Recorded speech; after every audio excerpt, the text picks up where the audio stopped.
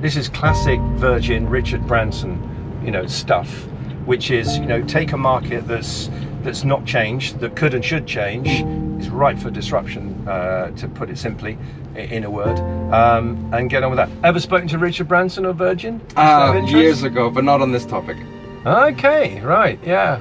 Yeah, maybe you should, Well, he'll probably want to put his brand on it, so of we'll course. be Virgin tires instead of ENSO. Yeah, but you've got to look at the big picture, geez. Absolutely, we're happy to look at all those options. Yeah, no, well that's fascinating. But I'm in the back of a taxi with Erlendsson. The UK, of course, is a one candidate. We are, of course, backed by the UK government. We've also looked at the US market quite heavily. The US market is, and of course, California is the biggest market at the moment in EVs. But of course, the whole US infrastructure into those electric vehicles will change radically in the next few years. But look at London, isn't it just gorgeous? We're just coming up to Tower Bridge, and the iconic sights of London are just so wonderful. And it was curious during lockdown because being able to see, and there was quite a lot of filming done during lockdown, London without traffic, with all of these sort of things, a lot of people just walking, it looks so different. And I think this is the challenge we've all got, is trying to reconcile a different world for all of us, of course, in the challenge of climate change, which has almost become a cliched sort of, climate change, we're dealing with that. Well, no, we're not. And we do need to change some of these fundamentals. So I think what you're doing is special, is really impressive. ENSO is my company. We do sustainable tires for electric vehicles. So we're the only tire company in the world that makes exclusively tires for electric cars. Okay. We sell them directly to customers, and the third thing that makes us unique is we're the only B Corp in the tire industry. So what we are focused on doing is to extend the range of every electric car equipped with our tires. Right, so I know a little bit about it, but not a lot, so you're going to let myself and the audience know. So lower rolling resistance, that's a key feature. What about anything else to do with emissions? Because of course, as we get more and more electric vehicles, people quite rightly say, yes, but are they good at this, or do they do that, but what about this? Brake dust, tyres, so on. Absolutely. So forth. Anything in that arena you can share with us? Well, absolutely. So of course, energy efficiency is absolutely key of what we're delivering here. This cab is riding on A-rated tires. There has never been an A-rated tire specifically developed for this electric vehicle. Right. But of course, tires wear. So over time they wear down until you have to replace them. Yeah. And that small fine dust that is generated is both an air pollution problem and it's also a microplastic pollution problem. Right. So it's the only actually source of major pollution that is both, which is quite unique. So it's not, we're in the UK, of course. Yeah. Here, the UK... In lovely London. Exactly. In the east end of London. We should tell people where we are, because I've put a camera on the front of the taxi. Fingers crossed it stays on there. Because tires are fundamentally traditionally made filled with air, but it's really, the secret is what you put in the compound and how you construct it. Now for electric cars, because we're only looking at tires for electric vehicles, we have developed over the last 7 years technologies that go and enhance these electric vehicles. So a lot of it is in the selection of high-grade raw materials. A lot of it is in the, of course, the recipe. It is also the mixing procedures for these particular, and of course the concentrations. Can you give me the details of all of that? Yeah, I'll give it to you later. But it's also the fact that we are engineer them to be very lightweight. Right. So lightweighting, reduction of heat buildup, and a number of other elements all contribute to the same benefits. And on one hand, of course, they lead to the energy efficiency benefits. Because everyone wants more range. Everyone wants more range. It makes every electric vehicle cheaper to run as well, because you reduce your energy consumption per mile. So even if you only drive short distances, you're still saving money. But then when you need that extra range, it's there. Yes. Why are you doing this and the big players aren't? Well, it's a good question. I mean, the big players, of course, are still catering to the hundreds of millions of vehicles, or over 1 billion vehicles that are already in the market.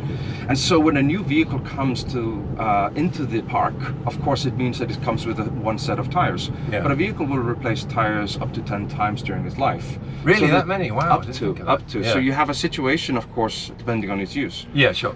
You have a situation where the tire industry looks at things much more in towards the past rather than the present. Okay. So you have the market that they're most attracted to is the aftermarket, when you're the replacement market. Of course, yeah. Because then they have higher profits than selling to the OEMs. Right. And they then can actually recover a bigger margin.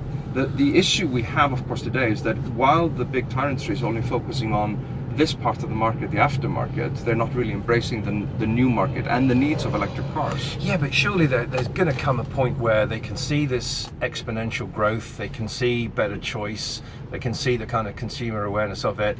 I mean, it's a bit of a personal question in terms of your business. Are you at a point where you want to grow it to a point and then it will just get bought by one of the big players?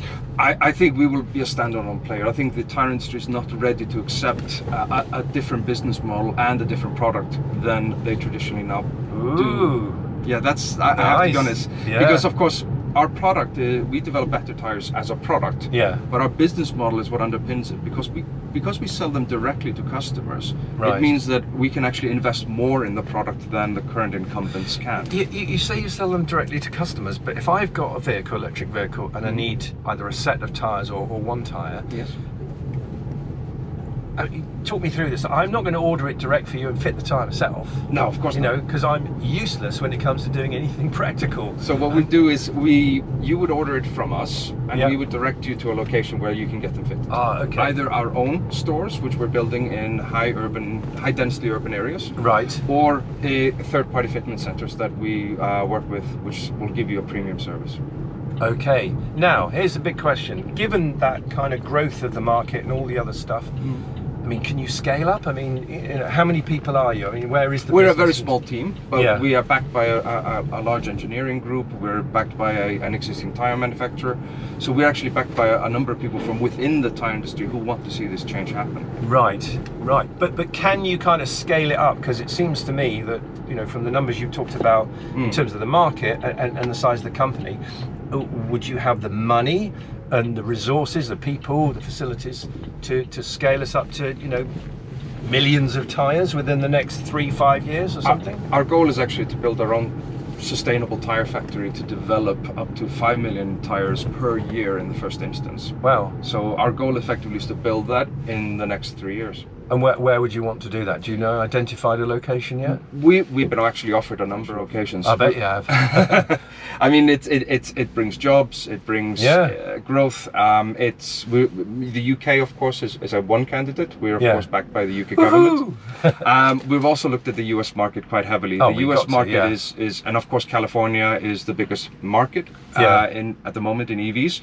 But of course, the whole US infrastructure towards electric vehicles will change radically in the next few years. Gee, I've just thought of something. We began this conversation where you talked about everyone in Iceland came from Norway originally.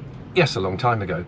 But Norway is, per capita, the biggest EV market, the most successful electric vehicle market. So why don't you make them there? You know, it'd be a homecoming, you know, wouldn't it? Well, I'm from Iceland. I've actually got a potential site in Iceland as well. We can run it all on geothermal power.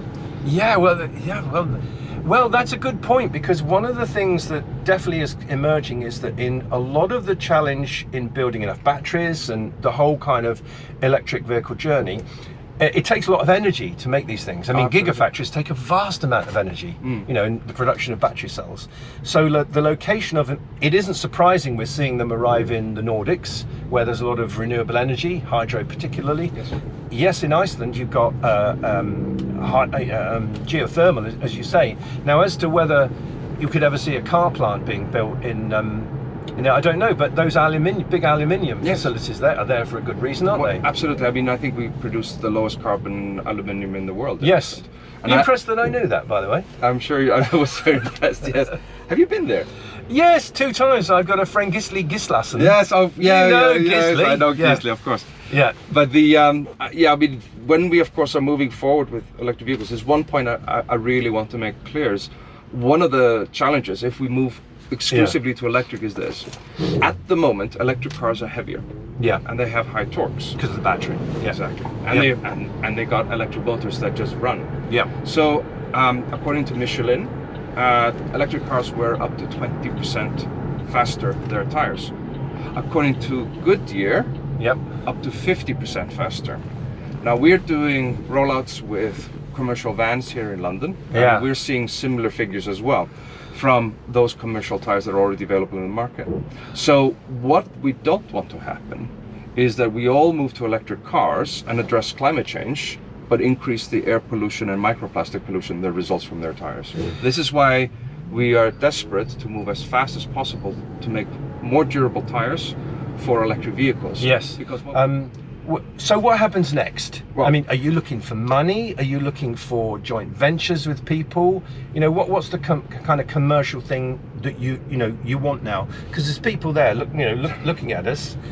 Maybe someone there's got what you're after. What are you after? Well, we're always looking for partnerships. Yeah. We're working already with some OEMs, developing tires specifically for their EV platforms. We're Right. working with large electric vehicle fleets, deploying our tires onto them and showing them the benefits in terms of saving carbon, costs, energy, extending their range already. Of course, funding is always very interesting to discuss. Of course, we want to scale quickly. Yeah. So that means, of course, building our operations here in London. London is a wonderful location as well for us to go in. It is, isn't it? Look at it. You know, It's beautiful, but it's driving beautiful through it. because of the congestion charge. And now, of course, we have such a high number of electric vehicles. And now, of course, during COVID, we got everything delivered. Everything came to you now, but it still came on tires. Yeah. And we have some delivery vans here in London. Yeah, you're talking to Amazon? Have you spoken Well, to I Amazon? can't say who I'm talking to. Okay, yeah, true. But we're talking to a number of people, of course, Yeah. in the space. But what's interesting with the delivery vans is they are wearing tires at a ferocious rate because we're all ordering this stuff Yeah. from people that is being delivered. Yeah, I've done a and bit it of that. comes on tires, even if it's a small item. And so, ergo, what we have now is a high consumption rate of tires within these vehicles.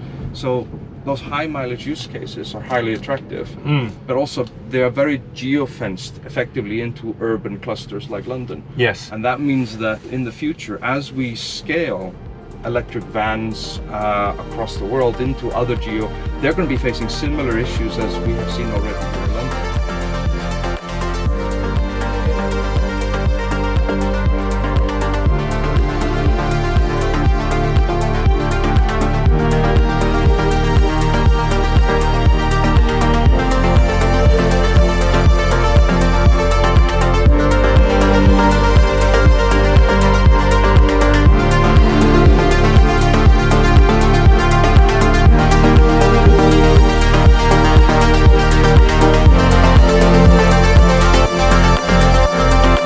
Tires are largely made from fossil fuels, which constantly wear down, and as this happens, they emit billions of particles. The effect of these particles is huge. More particulate air pollution that we breathe every day comes from tires than all tailpipes combined.